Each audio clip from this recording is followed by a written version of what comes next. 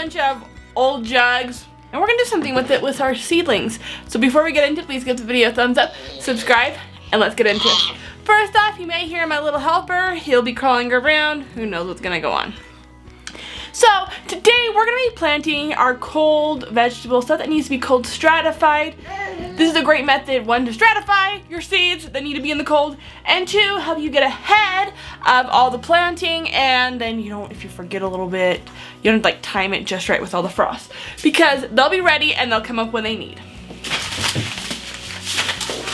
So I'm going to be doing this method this year with a lot of different vegetables and different seeds. We got broccoli, carrots, onions, peas, artichoke, celery, calendula flowers, and more.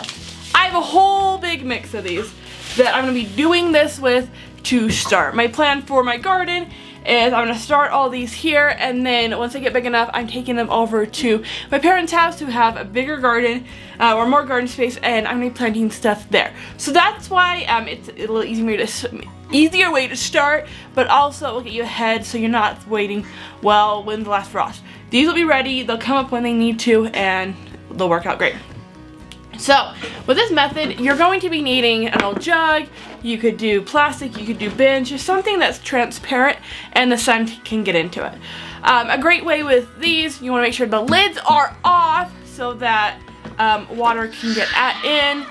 It doesn't roast them, but transparency means the sun can still get in there. And okay, but look at that. So we're going to be planting our seedlings in these. First off, what you want to make sure is we're going to be taking these and cutting them in half so that you can plant in them. It's easy, just take your milk jug, cut them in half. You have your top and your bottom.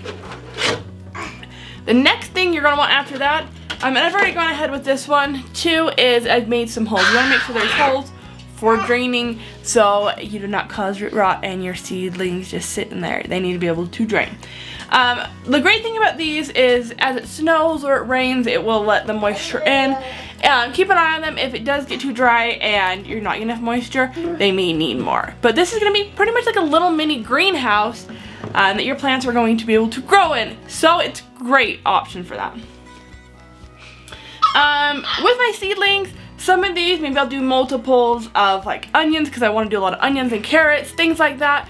But you could also be doing, but you really don't need to do a lot, because what you're going to do is you're going to plant a lot of seeds in here, and after they're coming up, you're going to separate them and then put them, you can space them out once you actually plant them. So if you plant them too close together, it's fine. It's not like all your carrots are going to fit in this way. You're going to later separate them out, so it's fine to plant a whole lot into one little spot. Alright, so I'm going to go fill this up with dirt and I'll be right back. So we have our soil here in our little containers.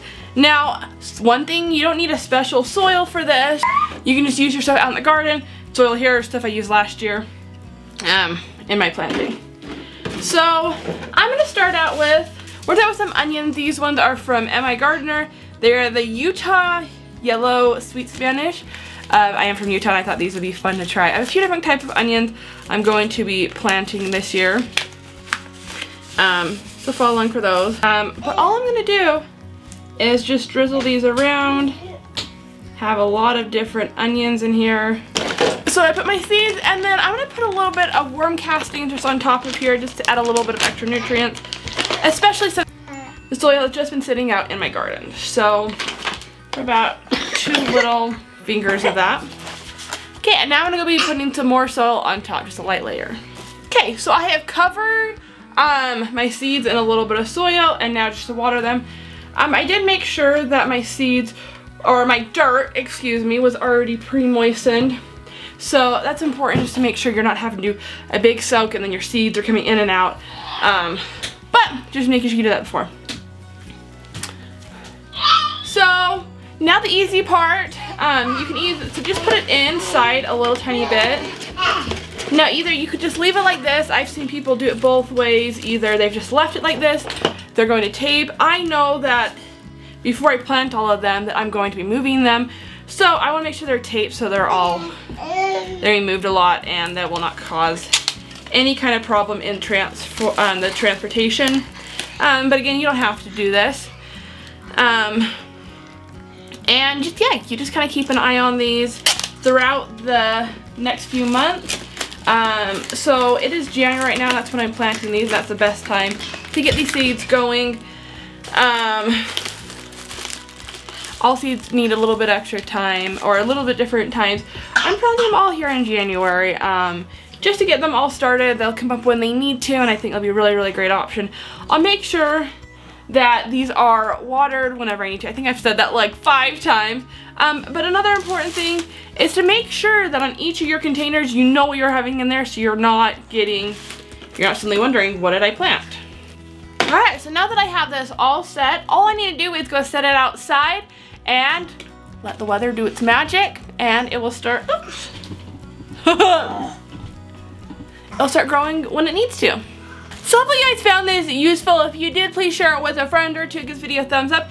And let me know down below in the comments. Let me know in the comments what your favorite type of onion is. Hope you have a great day, great night. God.